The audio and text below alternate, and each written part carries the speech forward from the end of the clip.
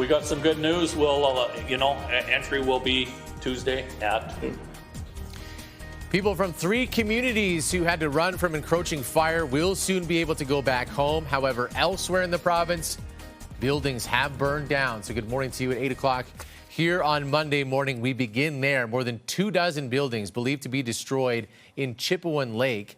Nicole Lampa is following the latest on the developments regarding wildfires in this province. So, Nicole, any idea when fires hit that community?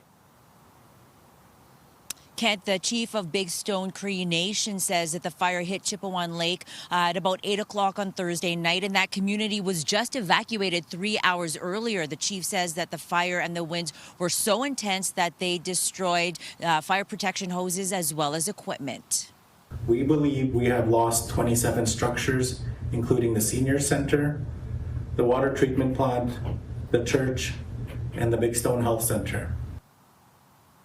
Chipewyan Lake is part of the Slave Lake Forest area and ranges between 2.5 hours to 5 hours north of Edmonton. It contains nearly half of the out-of-control wildfires in the province, and several communities there have been evacuated. The province says the wildfire danger there remains high. Rain over the weekend was not enough to help, and warmer temperatures are expected to evaporate any surface moisture quickly.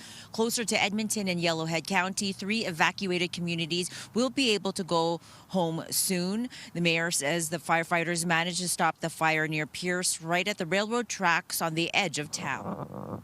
I don't know if people realize how close we came to losing the entire hamlet of Pierce, but had the systems that were in place not been in place, that hamlet was in huge trouble.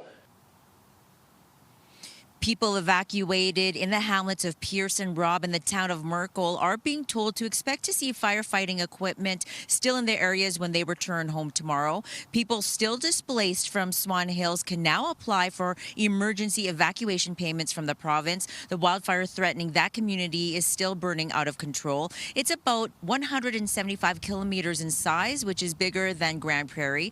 Additional resources from the Yukon and the United States are on their way to help.